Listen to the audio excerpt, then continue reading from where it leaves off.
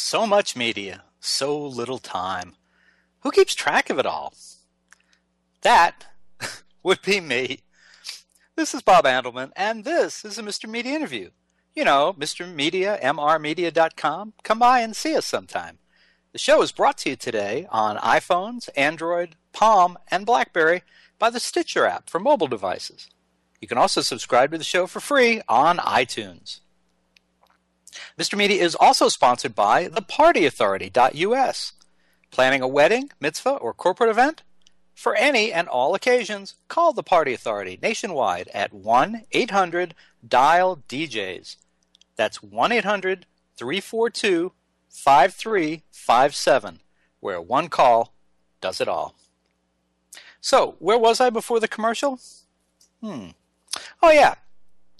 Mr. Media is recorded live from St. Petersburg, Florida, the new media capital of the world and hometown of U.S. Senate candidate and Republican pariah, Governor Charlie Crist, St. Petersburg, Florida.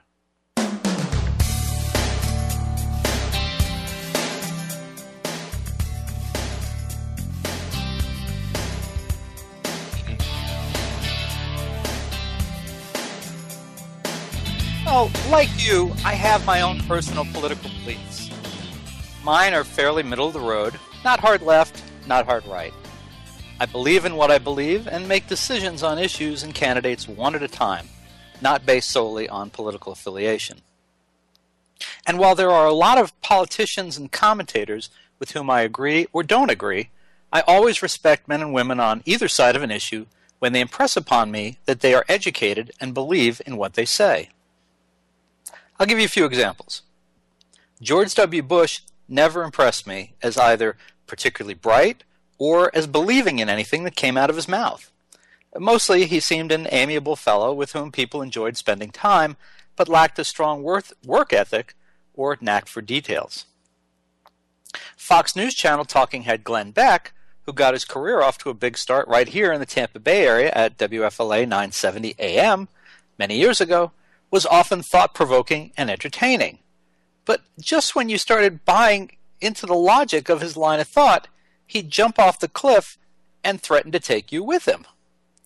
I didn't respect his thought process, conclusions, and ultimately wasn't convinced that he believed half of what he said. He thrived on attention and was willing to say or do whatever was required to keep all ears glued to him. Now, Rush Limbaugh, different story. I always found him to be intelligent, thoughtful, and most important to me, I respected his beliefs because he held them so strongly. Now, all this, and yet I rarely agree with him about anything. He accomplished a great deal, I thought, with humor, making me laugh even when it hurt. He takes pleasure sometimes in being cruel, which I don't respect, but Limbaugh is not always the picture that his political opponents paint. So I was intrigued to read Zev Hafet's new quasi-biography, Rush Limbaugh, An Army of One. It's an unusual approach, sometimes first-person account in which the author takes us along on his own journey of discovery. And it's unique because of the direct access Limbaugh gave Hafetz via face-to-face interviews, show transcriptions, and email. Now, if you somehow have never heard or seen Rush Limbaugh, here's a clip of him on Fox News Channel being interviewed by Chris Wallace about health care. Let's turn to health care reform. Yep. You have made no secret of the fact you oppose the public option, government-run health insurance to compete with private insurers.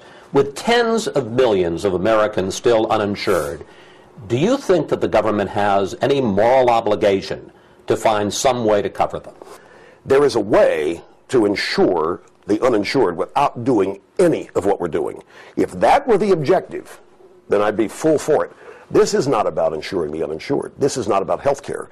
This is about stealing 1/6 of the U.S. private sector and putting it under the control of federal government. And when they get this health care bill, if they do, that's the easiest, fastest way for them to be able to regulate every aspect of human behavior, because it'll all have some related cost to health care, what you drive, what you eat, where you live, what you do. And there'll be penalties for violating regulation. It's going to be the biggest snatch of freedom and liberty that has yet occurred in this country. And in 30 seconds, how do you insure the uninsured without this big overhaul? I've run the numbers, and the real number of uninsured that want insurance is 12 million. Take some of the unspent stimulus. We have 85% of the stimulus unspent. Take some of it. For 35 to 40 billion a year, you could insure those people. Not 2 trillion, not 1.4 trillion. That's the objective. Do it now. Do you think the individual mandate is constitutional? Do you think No. I don't think the government has the right to tell people you're going to get health insurance, and if you don't get it, you're going to pay a penalty? I do not think it's constitutional. Chris, these are dark days for the country. This is deadly serious stuff. This is a total attempt to remake the country as founded and constituted, and it worries me greatly. Love Limbaugh or hate him, there's a lot of valuable insight in this book. I read it just after Jonathan Alter's New History, The Promise, Barack Obama, Year One, and a middle-of-the-roader like me couldn't ask for better balance. So, Zev Hafetz, welcome to Mr. Media. Thank you. Good to be with you. Good to have you here. So I hear that Mr. Limbaugh is getting married again this weekend. Any chance you're going to be there? No chance that I will be there. I'm going to be in Pennsylvania with my family. Oh, okay. All right. Well, so tell me, what is a nice boy with an ethnic-sounding name such as Zev Hafetz doing writing a book about Rush Limbaugh? Well, let me start with the Hafetz part. Obviously, you know Hebrew. And Hafetz is the way it's pronounced in Hebrew, but in English it's spelled Chafetz, Chafetz. Mm-hmm. And if anybody who's listening wants to buy the book, which is my greatest interest in this conversation, they need to look for it under CH. Wait, you're not here for the stimulating conversation? You're here to sell books? For that I would I'm crushed. listen, I'm totally talk. crushed. I would listen for your stimulating conversation. I wouldn't talk. Nice Jewish boy. I think that there are probably people that would debate that characterization. I got involved with this because I actually was doing a piece for the New York Times Magazine about the 2008 Republican primaries. And I went down to interview Limbaugh in Palm Beach to talk to him about McCain. And at the end of our interview, I said to Limbaugh, you'd make a great profile yourself for the Times. And he said, the Times will never, ever, do a profile on me that isn't a hit job and so on. And I said, well, I think you're underestimating the Times Magazine. Let me try. And he said, I assure you that you won't succeed, and if you succeed, I'll give you 2 Yankees tickets, best seats in the house. So I said, well, I can't, do a deal like that where only I can win. What if you win? And he said, well, send me a couple cigars. So I was going back to my hotel, and the engineer, Brian, Limbaugh's engineer, drove me back.